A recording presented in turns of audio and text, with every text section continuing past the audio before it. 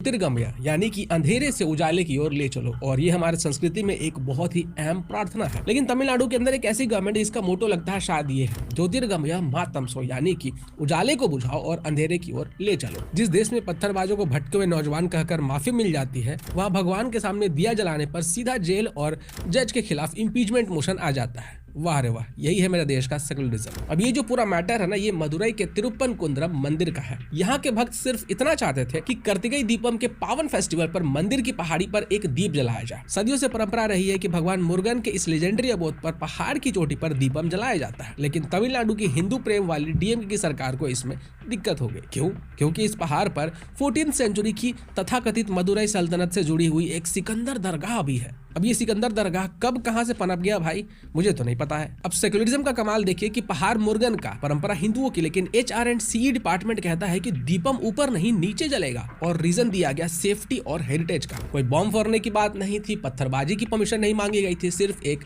दिया जलाना था। लेकिन तमिलनाडु की स्टालिन गवर्नमेंट को लगा कि अगर ये दीपक जल जाता है तो उनका जो सेकुलरिज्म है वो जलकर राख हो जाएगा। अब सोचिए कि जिस स्टेट में दूसरे रिलीजन के लोगों के लिए सड़क के ऊपर नमाज पढ़ने के लिए ट्रैफिक को रोक दिया जाता है, वहां पे हिंदुओं को अपना ही हक लेने के लिए जिस रिचुअल को कई सालों से फॉलो करते आ रहे थे, उसी रिचुअल के लिए उन्हें जाना पड़ता है कोर्ट। और अब आप सोच रहे होंगे कि भाई ये तो हद हो गया, हिंदुस्तान के अंदर हिंदुओं को अपने ही हक के लिए कोर्ट जाना पड़ रहा है उस रिचुअल को फॉलो करने के लिए जिसको कि वो सालों से फॉलो करते आ रहे हैं। तो आप गलत है।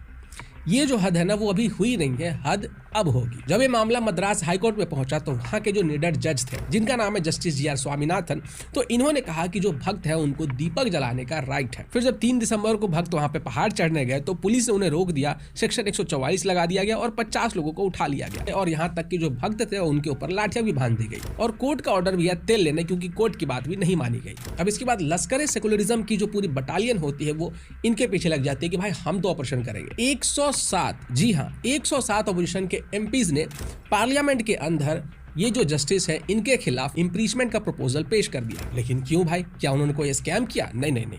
क्या उन्होंने कॉन्स्टिट्यूशन तोड़ा? नहीं। उनका गुनाह सिर्फ इतना था कि उन्होंने हिंदुओं के ह्यूमन राइट्स की रक्षा की। उनका गुनाह ये था कि उन्होंने DMK के तुगलकी फरमान के सामने झुकने से मना कर दिया। हमने देखा हुआ हमारे देश में ये जो खेल है ना, वो बहुत सालों से चलता आ रहा है। कॉन्स्टिट्यूशन बचाओ के नाम पर कॉन्स्टिट्यूशन जराओ का कैंपेन किया जाता है। अब इन MPs में किनका नाम है जरा वो भी सुन लीजिए। कांग्रेस की लड़की हूँ लड़ सकती हूँ वाली प्रियंका वाड्रा, समाजवादी पार्टी की अखिलेश यादव, DMK के A राजा, हैदराबाद के क्लासिक ओवैसी मियां। और ये कोई नया नहीं है, 2019 में यही जो सेम इंडी ब्लॉक है ना, इन्होंने रंजन गोगोई के राज्यसभा ओथ को बॉयकॉट किया था, सिर्फ इसलिए क्योंकि ये उनके जजमेंट को पसंद नहीं करते थे। इतिहास की बात करेंगे तो 1970s में इंदिरा गांधी जजेस को सुपरसेड करती थी। 1970s में इंदिरा गांधी ने जस्टिस HR खन्ना को पनिश किया था, सिर्फ इसलिए